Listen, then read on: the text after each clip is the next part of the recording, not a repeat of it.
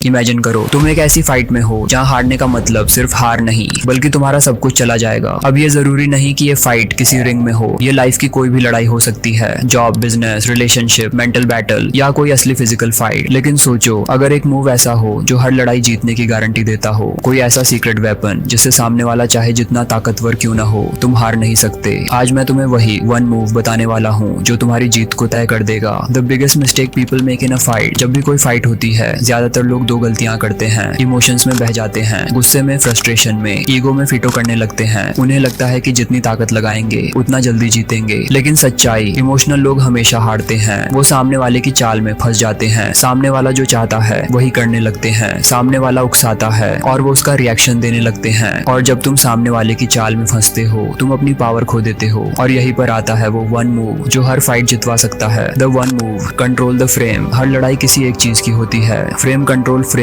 का मतलब ये है कि तय कौन करेगा कि लड़ाई किस तरीके से लड़ी जाएगी, तय कौन करेगा कि किसका माइंडसेट, किसकी सोच चलेगी। जो इंसान लड़ाई की फ्रेम सेट कर देता है वह पहले ही जीत चुका होता है। एग्जाम्पल 1, फिजिकल फाइट में फ्रेम कंट्रोल। मान लो कोई तुम्हें लड़ाई के लिए उकसा रहा है। अगर तुम तुरंत रिएक्ट करोगे तो तुमने फ्रेम खो दिया। लेकिन अगर तुम आराम से खड़े रहो, रिलैक्स रहो, उसकी आंखों में देखो और बिना कुछ बोले स्माइल करो तो सामने वाला कंफ्यूज हो जाएगा। उसे लगेगा कि उसे तुम्हारी ताकत का अंदाजा नहीं है, वह खुद इनसिक्योर हो जाएगा। अब अगर फाइट होती भी है तो तुम उसकी चाल में नहीं फंसे बल्कि अपनी कंडीशन सेट कर चुके हो। एग्जाम्पल 2, बिजनेस या करियर में फ्रेम कंट्रोल। इंटरव्यू में बैठो और खुद को जज की तरह फील करो जैसे सामने वाले को तुम्हारी जरूरत है, तुम्हें उसकी नहीं। तुम्हारा फ्रेम, ये जॉब मुझे चाहिए नहीं, लेकिन अगर तुम मुझे देना चाहते हो तो मैं देख सकता हूँ। सामने वाला तुरंत तुम्हें ज्यादा वैल्यू देने लगेगा। दुनिया में हर जगह यही रूल अप्लाई होता है। How to control the frame, 3 step formula. Step is न स्टे इमोशनली अनअफेक्टेड। जो इंसान रिएक्ट करता है वह पावर खो देता है। गुस्सा मत दिखाओ, डर मत दिखाओ, फ्रस्ट्रेशन मत दिखाओ। अगर सामने वाला चिल्ला रहा है तुम शांत रहो। अगर सामने वाला गाली दे रहा है तुम स्माइल करो। जैसे ही तुम इमोशनली अनअफेक्टेड रहोगे सामने वाले को खुद इनसिक्योरिटी फील होगी। Step 2, set the rules of the game. हर लड़ाई में रूल्स पहले से सेट करने वाला जीतता है। एग्जाम्पल, अगर तुम किसी बहस में हो तो कहो हम दोनों अपने पॉइंट्स रखेंगे, लेकिन अगर तुम चिल्लाओगे तो इसका मतलब तुम्हारे पास कोई लॉजिक नहीं है। अब जैसे ही सामने वाला चिल्लाएगा वह खुद ही बेवकूफ लगेगा।